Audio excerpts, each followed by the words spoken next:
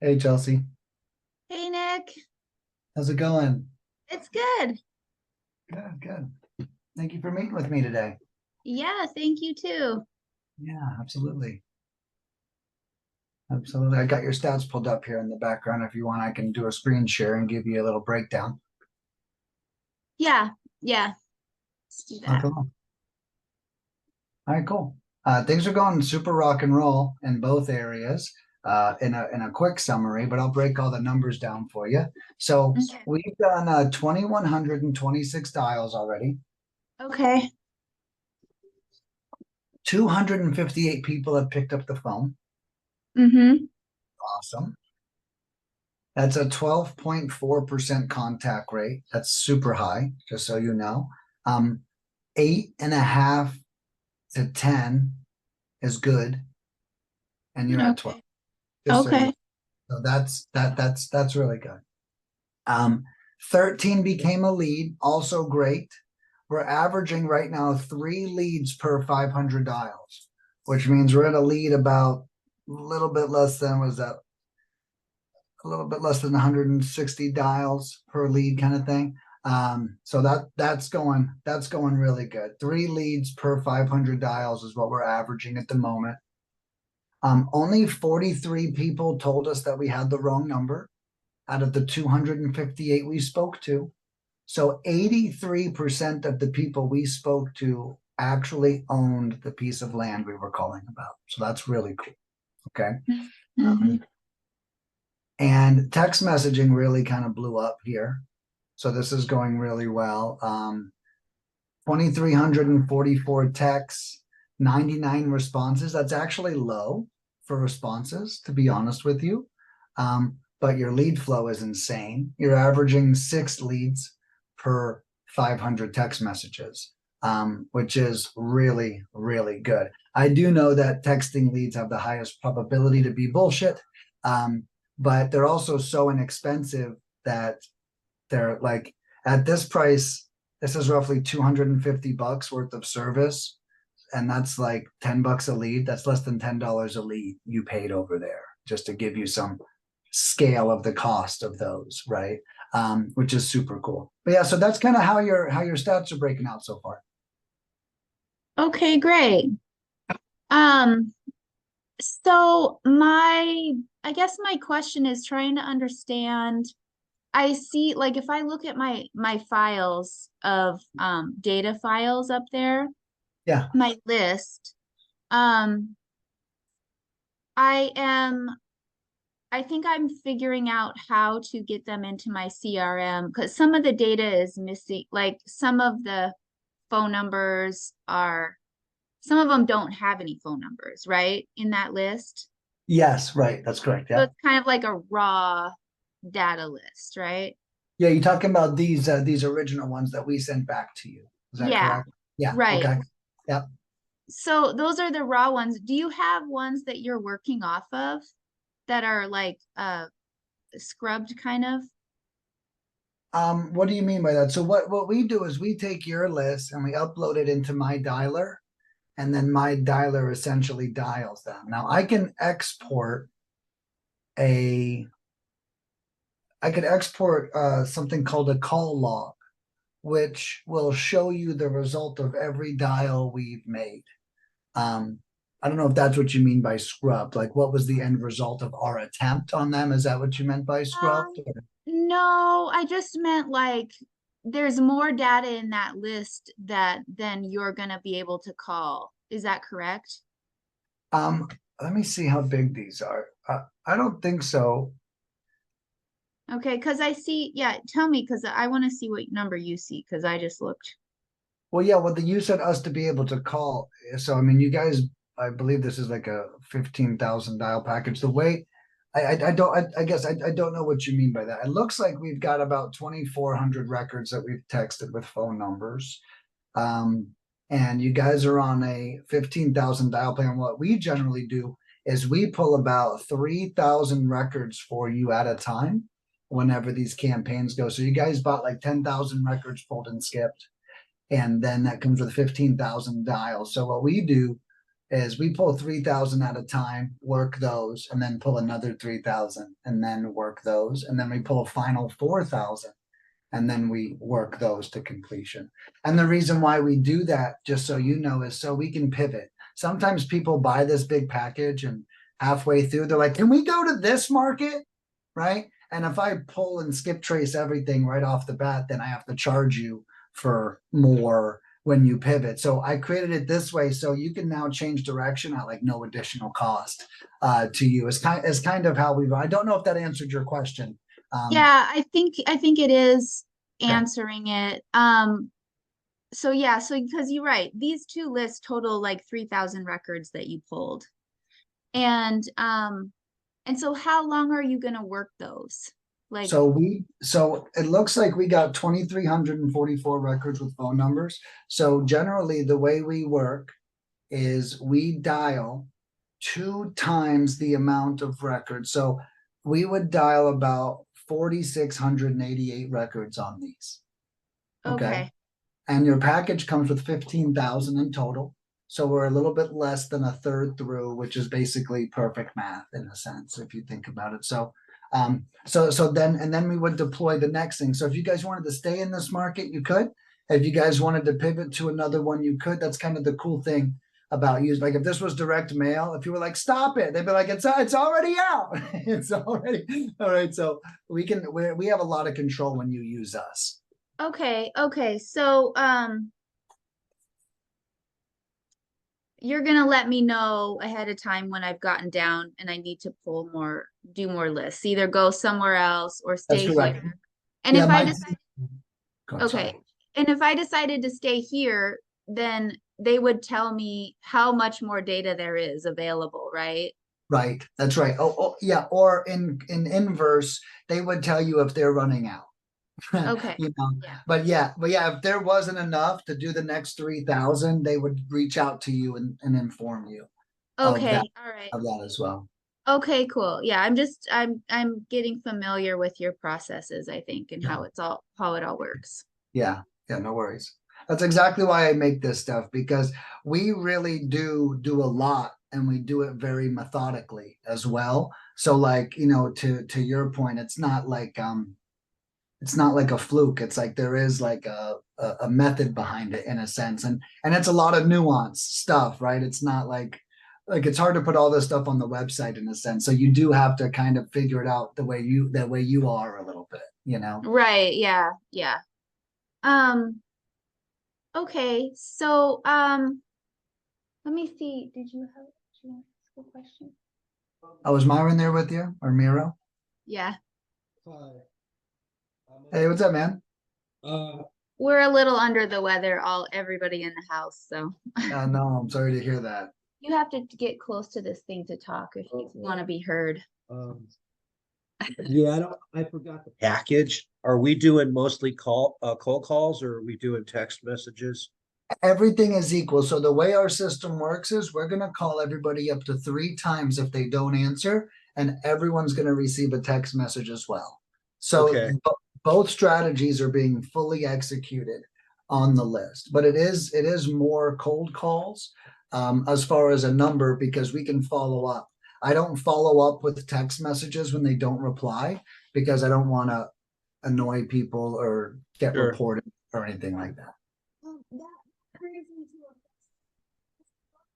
Oh, I'm sorry, you're muted for some reason. Like you said, that laptop has Oh, a very you good can't, microphone. it does. It has a very weird microphone. You can hear me now? Yeah, perfectly. Sorry. Okay. That makes me want to ask you, because yesterday we got like a couple cold call leads that were identical to a couple texting leads we got like the day before. Same Right. person, they responded to both a text and a cold call.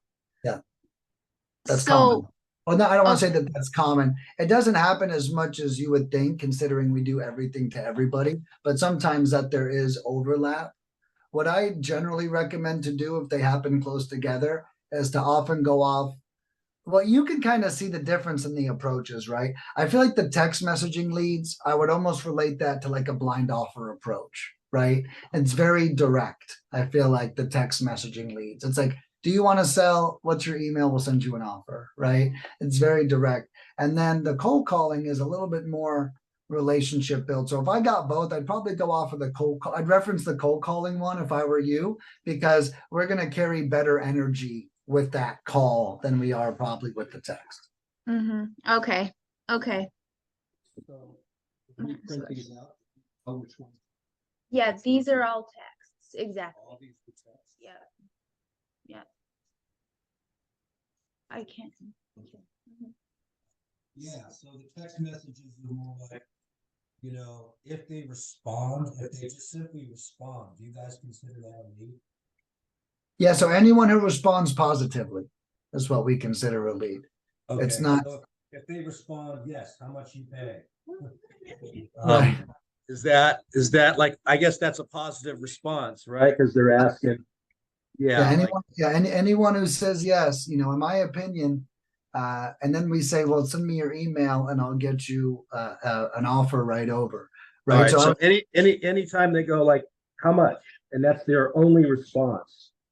And then when you guys ask for an email, they ignore it. right. That does So, happen sometimes. But so yeah. I send that to you anyways, because it to us, you know, and what I tell clients is, you know, I think with texting leads, it's very reasonable to look at it and discard it. But I'd be completely honest with you. If someone ever does give us an email, getting an email from someone is like getting a social security number. So I will say, if someone ever does provide the email, I would definitely send them an offer. Yeah, Okay. because I was just thinking, okay, so like Chelsea prints out all these SMS lists, you know, and I was thinking of going through each one and grading them first, like A, B, or C. You know, Right. and the ones that actually give you guys an email address, I would give them an A, you know, and then just kind of go through it. Yeah. Yeah, exactly. Yeah. Focus on those first. Right. Yeah, yeah, exactly. Just focus on the ones that gave us an email address.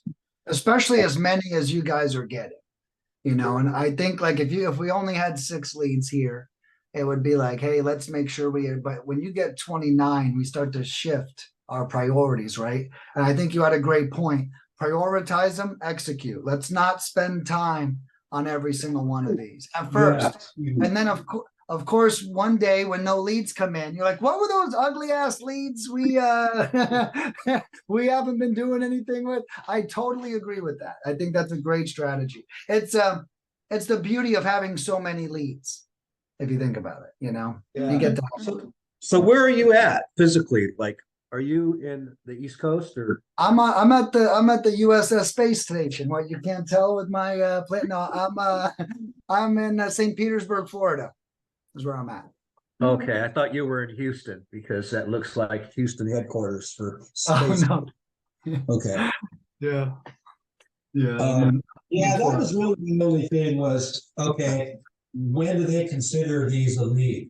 You know, Right. when do you guys consider these a lead? And So, I guess, and then to answer your question too, in another way, we do reply to them and we give them 4 days to reply to us. So when they've ghosted us, they've generally ghosted us for 2 or 3 days. So they don't just ghost us and we send it, right? We try to give them an extra day to send it too. So I just want to share that it's not like, oh, we got a positive response, let's get it over. It's, we got a positive response, we waited 24 hours, they still did nothing. Now we should send the lead, so he could at least get it as quickly as possible. Just so you know, there is some type of waiting period on us to see if they reply.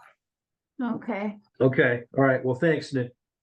Yeah, my pleasure, guys. That's all I got. Awesome. Yeah. Thanks. All right. Well, that's good. I think we got our questions answered. Awesome.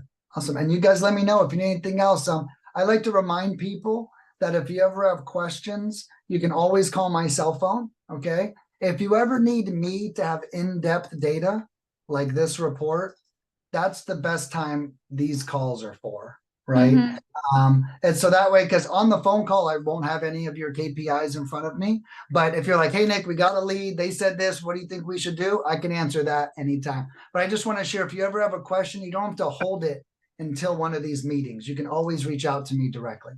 Okay. Okay, you know what else I wanted to just bring up quickly with you is that Yeah. we know somebody who's also using your services, and they um asked you for a recommendation of someone who could, like an acquisitions type specialist who could call back these people. Yeah. Um, and I think that they're working kind of based on commission or something like that. I don't know what they set up, but Yeah. um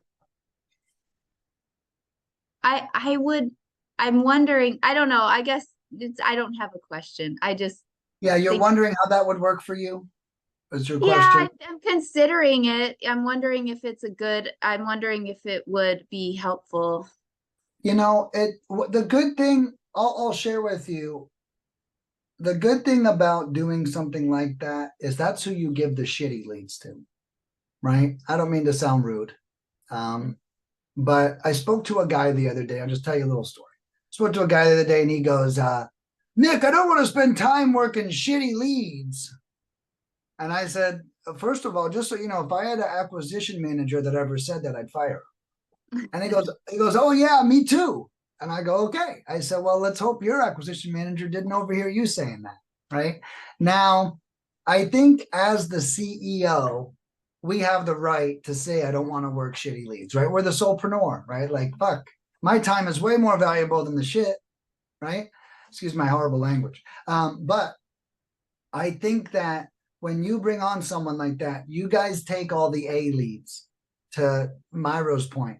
You guys take all the A leads and you give them all the B and C leads. Okay. And then that way you guys are still focusing. Let that person pay for themselves through those. If they can close those leads, oh my God, you guys close the A's, they close the B's and C's. I will say that it takes a lot of management on your side. I would schedule a meeting twice a week with that person, especially as many leads as we're getting. Okay. What's happening? What do you call? Are you calling them? I meet with clients all the time. They don't call leads all the time. And on the phone, they're like, who wouldn't call a lead, Nick? That sounds crazy. I'm like, you're not going to call them. I can promise you're not going to call the leads. My biggest thing is getting clients to call leads. So I'm only sharing that with you because it's going to be your biggest thing to get your acquisition manager to actually call the leads. I know it sounds stupid, but you need to follow through with that. You just make sure they're calling them and then make sure it's on a recorded line. I got a great phone system I'd recommend called phone.com. I records all my calls. I use my whole company on it. And then when anyone else calls, I can hear their call recordings. But I think it's totally possible. And I could make a post for you guys, see who wants to do it. I got a lot of hungry MFers on my Facebook, and it's a win-win for and just so you know, I don't just give you the free for all. I think the person that a bunch of people replied and I was like, you go with one of these three. Like if 8 people reply, I'm going to tell you which ones are the chumps and which ones, because they've been friends with me for years, right? It's not like, they're not strangers on Facebook. So I will help you realize which ones, at least I think, are the go-getters that reply. But if you want, I can make a post for you guys today, interview a couple people and see how you feel, What do you think? You mean to hire someone? Yeah, to have like an acquisition manager or something. Sometimes it's just inspiring to have an interview. I interviewed a marketing manager the other day for lead mining, even though I don't need a marketer, I need a salesperson because I can bring in all the leads we need, But it really opened my eyes having that interview to what I actually did need. Now that I have someone in front of me, I was like, well, what do I need? And it allowed me to figure it out better. So even if I gave you guys like a couple people to interview, you'd probably get massive clarity on maybe where you did want to go. Would they do commission only or mostly a combo? I think that my people, if they're replying on my Facebook, and the thing is, you guys have a proposition. Hey, I got 24 leads for you to work right now. Right now. So it's like, I think that's a cool value prop to get someone on commission only, and I probably even have somebody in mind. She'll probably comment on the post. Her name's Kay Green. It's a female. I think that she's super cool. She might not know much about land, but I think anyone who's been doing houses is going to absolutely love land. Way less due diligence, way less emotions, way easier conversations, you know. Would you But do, yeah, would you do commission only? I think so. Yeah, All well, right. don't forget it.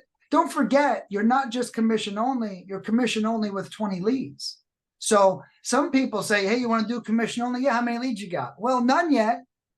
But when I get some, so you guys have a cool value proposition where you're going to be giving them money to call, you know? Yeah, I used to have this job. I used to cold call commission only. I had 3 different jobs like this. Wow. But hey, I thought of a good movie that you probably, hopefully, have seen. Glenn Gary, Glenn Ross. Glenn Ross. Yeah. You seen that movie? Yeah, I got to revisit it. You know, last time I saw it, I was in my 20s and I didn't know shit. Yeah. You You got to know? see that movie. I'm gonna watch it with Chelsea. You know what I need to do is I should watch it and then clip videos out of it and turn them into Facebook ads, is what I should You do. know what? I was a sales trainer for 2 different companies, First Data and Telecheck.